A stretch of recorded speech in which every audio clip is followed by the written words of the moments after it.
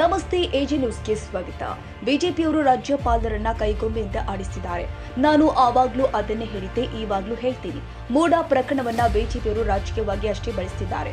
ಅದರಲ್ಲಿ ಸಿಎಂ ಅವರ ಪಾತ್ರ ಇಲ್ಲ. ಸಿದ್ದರಾಮಯ್ಯ ಅವರೇ ಸಿಎಂ ಆಗಿ ಮುಂದುವರಿಯುತ್ತಾರೆ ಎಂದು ಚಿಕ್ಕೋಡಿ ಸಂಸದೆ ಪ್ರಿಯಾಂಕಾ ಜಾರಕಿಹೊಳಿ ಹೇಳಿದ್ದಾರೆ. ಬೆಳಗಾವಿ ಜಿಲ್ಲೆಯ ಅಥಣಿ ತಾಲೂಕಿನ ಗಂಜರವಾಡ ಗ್ರಾಮದ ಅಪ್ಪಯ್ಯ ಸ್ವಾಮಿ ದೇವಸ್ಥಾನದ ಕಳಸಾರೋಹಣ ಕಾರ್ಯಕ್ರಮದಲ್ಲಿ ಮಾತನಾಡಿದರು. ಮೂಡಾ ಪ್ರಕರಣದಲ್ಲಿ ಸಿಎಂ ಸಿದ್ದರಾಮಯ್ಯ ಅವರು ರಾಜೀನಾಮೆ ಕೊಡುವ ಪರಿಸ್ಥಿತಿ ನಿರ್ಮಾಣವಾಗುವುದಿಲ್ಲ. ನಮ್ಮ ತಂದೆಯೂ ಕೂಡ ಮುಂದಿನ ಬಾರಿ ಸಿಎಂ ಆಕಾಂಕ್ಷಿ ಎಂದಷ್ಟೇ ಹೇಳಿದ್ದಾರೆ. ಸದ್ಯಕ್ಕೆ ಸಿಎಂ ಸ್ಥಾನದ ಕುರ್ಚಿ ಖಾಲಿ ಇಲ್ಲ. ಸಿದ್ದರಾಮಯ್ಯ ಅವರೇ ಸಿಎಂ ಆಗಿ ಮುಂದುವರಿಯುತ್ತಾರೆ ಎಂದರು.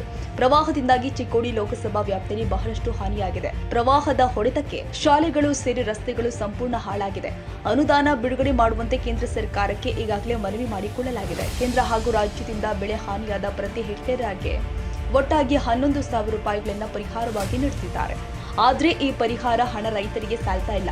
ರೈತರ ಒಳಿತಿಗಾಗಿ ಹಾಗೂ ಅನುಕೂಲಕ್ಕಾಗಿ ಪರಿಹಾರ ಧನವನ್ನ ಇನ್ನಷ್ಟು ಹೆಚ್ಚಿಸಬೇಕು ಅಂತ ಕೇಂದ್ರದ ಬಳಿ ಕೇಳಿಕೊಳ್ತೀವಿ ಎಂದರು. ಈ ಭಾಗದ ರೈಲ್ವೆ ಯೋಜನೆಗಳು ನೆನೆಗುದಿಗೆ ಬಿದ್ದಿದೆ. ಕೇಂದ್ರ ರೈಲ್ವೆ ಸಚಿವ ಅಶ್ವಿನಿ ವೈಷ್ಣವ್ ಅವರ ಹತ್ತಿರ ತಾವು ಈ ಭಾಗದ ರೈಲ್ವೆ ಯೋಜನೆಗಳ ಬಗ್ಗೆ ಖುದ್ದಾಗಿ ಭೇಟಿಯಾಗಿ ಪ್ರಸ್ತಾವನೆ ಸಲ್ಲಿಸಲಾಗಿದೆ. ನಿಯೋಜಿತ ವಿಜಯಪುರ ಶೇಡಬಾಳ ಅಥಣಿ ರೈಲ್ವೆ ಮಾರ್ಗದ ಪ್ರಸ್ತಾವನೆ ಬಗ್ಗೆ ತುಂಬಾ ಜನ ಕೇಳ್ತಿದ್ದಾರೆ. ಆದಷ್ಟು ಬೇಗ ಈ ಭಾಗಕ್ಕೆ ಬೇಕಾದ ರೈಲ್ವೆ ಯೋಜನೆಗಳನ್ನ ರೂಪಿಸಲಾಗುತ್ತೆ ಎಂದು ಭರವಸೆ ನೀಡಿದ್ದಾರೆ. ಕನಸಿನ ಯೋಜನೆ ಆಗೈತಿ ಬಗ್ಗೆ ಮೊನ್ನೆಯೂ ಕೂಡ ನೀವು ಅಲ್ಲಿ ಸದನದಲ್ಲಿ ಧ್ವನಿ ಎತ್ತಿದ್ರಿ. ಯಾವ ರೀತಿ ರೆಸ್ಪಾನ್ಸ್ ಇದೆ ಮತ್ತು ಯಾವ ರೀತಿ ನೀವು ನೂತನವಾಗಿ ಆಯ್ಕೆಯಾಗಿ ಫಸ್ಟ್ ಬಾರಿ ಸದನಕ್ಕೆ ಹೋಗಿ ಬಂದಿದ್ದೀರಿ, ಯಾವ ರೀತಿ ಇದೆ ಮೇಡಮ್ ರೆಸ್ಪಾನ್ಸ್? ರೆಸ್ಪಾನ್ಸ್ ಎಲ್ಲ ಚೆನ್ನಾಗಿದೆ. ಈಗಾಗಲೇ ರೈಲ್ವೆ ಬಗ್ಗೆ ನಾವು ಪ್ರಸ್ತಾವನೆ ಕೊಟ್ಟಿದ್ದಾರೆ already. So railway minister Ashwini Vaishnaw central minister ಏನಿದ್ದಾರೆ, ಸೊ ಅವರಿಗೆ ಡೀಟೇಲ್ ಆಗಿ ಅದು ಯಾಕೆ ಪೆಂಡಿಂಗ್ ಇದೆ ಅಂತ ನಾವು ಕೇಳ್ತೀವಿ ಖಂಡಿತವಾಗಿ. ಸೊ ಆದಷ್ಟು ಬೇಗ ಅದನ್ನ ಮಾಡಿಸ್ತೀವಿ. ಸಾಕಷ್ಟು ಜನ ಅದನ್ನೇ ಹೇಳ್ತಾ ಇದ್ದಾರೆ. ಸೊ ಅದೊಂದು ಮಾಡಿಸ್ತೀವಿ. ಮೇಡಮ್, ಕೃಷ್ಣಾ ನದಿ ಪ್ರವಾಹ ಆಯಿತು. ಒಂದು ಕಡೆ ದೂಧಗಂಗಾ, ವೇದಗಂಗಾ, ನಿಪ್ಪಾಣಿ ಮತ್ತು ಕೇರಿಗಳಲ್ಲಿ ಪ್ರವಾಹ ಬಂದು ಸಾಕಷ್ಟು ಹಾನಿಯಾಗಿದೆ.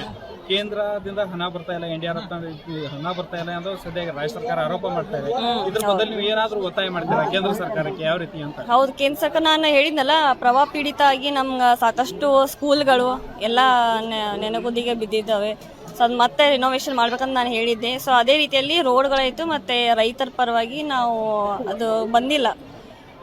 ಸೊ ಅದಕ್ಕಾಗಿ ನಾವು ಸ್ಪೆಷಲ್ ರಿಕ್ವೆಸ್ಟ್ ಮಾಡಿದ್ದೀವಿ. ಸೊ ಮತ್ತೊಮ್ಮೆ ನಾವು ಅವ್ರಿಗೆ ಭೇಟಿಯಾಗಿ ನಾವು ಖಂಡಿತವಾಗಿ ಹಣ ಬಿಡುಗಡೆ ಫಂಡ್ಸ್ ಬಿಡುಗಡೆ ಮಾಡುವಂತ ಯಾವ ರೀತಿಯಾಗಿದೆ ಅಂದ್ರೆ ಒಂದು ಹೆಕ್ಟರ್ಗೆ 11,500 ರೂಪಾಯಿ ರಾಜ್ಯ ಮತ್ತು ಕೇಂದ್ರ ಸರ್ಕಾರ ನಿಗದಿಪಡಿಸಿದೆ. ಈ ಭಾಗದ ರೈತರಿಗೆ ಯಾವುದಕ್ಕೂ ಸಾಲ್ತಾ ಇಲ್ಲ ಮೇಡಮ್. ಅದರಿಂದ ನೀವು ಏನಾದರೂ ಪ್ರೆಸರ್ ಮಾಡ್ತೀರಾ ಕೇಂದ್ರ ಸರ್ಕಾರ ಮೇಲೆ ಇನ್ನಷ್ಟು ಹಣ ಜಾಸ್ತಿ ರೇಟ್ ಜಾಸ್ತಿ ಮಾಡುವಂತ? ಹೌದು, ರೈತರಿಗೆ ಅನುಕೂಲ ಆಗಬೇಕು ಮತ್ತೆ ಅವರ ಲ್ಯಾಂಡ್ ರೇಟ್ ಜಾಸ್ತಿ ಆಗಬೇಕು ಮತ್ತು ಅವರಿಗೆ ಒಳಿತಿಗಾಗಿ ನಾವು ಖಂಡಿತವಾಗಿ ಅದನ್ನ ಮಾಡ್ತೀವಿ. ಮೇಡಮ್, ದರ್ಶನ ಪ್ರಕರಣವನ್ನು ನೋಡಿದ್ರಿ. ರಾಜ್ಯದಲ್ಲಿ ಏನಾದರೂ ಕಾನೂನು ಸುವ್ಯವಸ್ಥೆ ಹಾಳಾಗಿದೆಯಾ, ಯಾವ ರೀತಿ ಅಂತ ಮೇಡಮ್? ಇದು ನೀವು ಸಂಸದರಾಗಿ ಏನು ಹೇಳ್ತೀರಿ ಇದಕ್ಕೆ ಅಂತ? ಇಲ್ಲ, ಈಗಾಗಲೇ ಅವರು ಇನ್ವೆಸ್ಟಿಗೇಷನ್ ಮಾಡ್ತಾ ಇದ್ದಾರೆ. ಮತ್ತು ಈಗ ಇವತ್ತು ತಾನೇ ಅವ್ರಿಗೆ ಬೇರೆ ಜೈಲಿಗೆ ಶಿಫ್ಟ್ ಮಾಡ್ತೀನಿ ಅಂತ ಅಂದಿದ್ದಾರೆ. ಸೊ ನೋಡೋಣ, ಅವ್ರಿಗೆ ಏನು ಗಿಲ್ಟಿ ಇದಾಗಿದ್ರೆ ಅವ್ರು ಖಂಡಿತವಾಗಿ ಅವ್ರು ಇದು ಮಾಡ್ತಾರೆ. ಜೈಲಿನಲ್ಲಿ ಈ ರೀತಿ ರಾಜ್ಯಾದೇಶವಾಗಿ ಒಂದು ರಾಜ್ಯಾದ್ಯಂತ ಸಿಗುತ್ತೆ ಅಂದ್ರೆ ರಾಜ್ಯ ಸರ್ಕಾರ ಎಷ್ಟರ ಮಟ್ಟಿಗೆ ಇಲ್ಲಿ ಕಾನೂನು ಸುವ್ಯವಸ್ಥೆ ಇದೆ ಅಂತ? ಇಲ್ಲ, ಇಷ್ಟು ವರ್ಷ ಮತ್ತು ಇಷ್ಟು ದಿನಗಳ ಕಾಲ ಅವ್ರದ್ದೆಲ್ಲ ಇನ್ವೆಸ್ಟಿಗೇಷನ್ ಮಾಡ್ತಾ ಇದ್ದಾರಲ್ಲ. ಸೊ ಆ ಥರ ಏನಿಲ್ಲ, ಈಗಾಗಲೇ ಅವ್ರು ಶಿಫ್ಟ್ ಮಾಡ್ತಾ ಇದ್ದಾರೆ. ಸೊ ಅಲ್ಲಿ ಖಂಡಿತವಾಗಿ ಸ್ಟ್ರಿಕ್ಟ್ ಆಗಿರ್ತಾರೆ ಅಂತ ನಂಗೆ ಭರವಸೆ ಇದೆ. ಪ್ರಮುಖ ಪ್ರಶ್ನೆ ಅಂದ್ರೆ ಮೂಡಾ ಪ್ರಕರಣದಲ್ಲಿ ಸಿಎಂ ಅವರು ರಾಜೀನಾಮೆ ಕೊಡ್ತಾರೆ. ಮುಂದಿನ ಬಾರಿ ಸಿಎಂ ನಿಮ್ಮ ತಂದೆಯವರು ಅಂದ್ರೆ ಸತೀಶ್ ಜಾರಕಿಹೊಳಿ ಅವರೇ ಸದ್ಯಕ್ಕೆ ಈಗ ಸದ್ಯಕ್ಕೆ ನಾನು ಅವಾಗ್ಲೂ ಹೇಳಿದೆ, ಈಗಲೂ ಕೂಡ ಸಿಎಂ ಸರೇ ಇರ್ತಾರೆ. ನಾವು ಹೋರಾಟ ಕೂಡ ಮಾಡಿದ್ವಿ. ರಾಜ್ಯಪಾಲರೇನೋ BJP ಅವರ ಕೈಗೊಂಬೆ ಆಗಿ ಅವ್ರು ನಡೆಸ್ಕೊಳ್ತಾ ಇದ್ದಾರೆ. ಸೊ ಅದಕ್ಕಾಗಿ ಅವರು ಯಾವುದೂ ಆ ಥರ ಏನಿಲ್ಲ. ಸೊ ಸಿಎಂ ಅವರೇ ಕಂಟಿನ್ಯೂ ಆಗ್ತಾರೆ. ಇಲ್ಲ, ನೆಕ್ಸ್ಟ್ ಬಾರಿ ನಿಮ್ಮ ತಂದೆಯವರೇ ಸಿಎಂ ಅಂತ ಬರ್ತಾ ಇದ್ದಾರೆ. ಇದಕ್ಕೆ ಮುಂದಿನ ಬಾರಿ ಅಂತ ಹೇಳಿದಾರೆ ಅವ್ರು. ಈಗ ಸದ್ಯಕ್ಕೆ ಏನಿಲ್ಲ, ಖಾಲಿ ಇಲ್ಲ ಅಂತಾರೆ ಸಿಎಂ ಕುರ್ಚಿ. ಇಲ್ಲ, ಈಗ ಸಿಎಂ ಸರೇ ಸಿದ್ದರಾಮಯ್ಯ ಸರೇ ಹೇಳ್ತಾರೆ. ಸರಿ.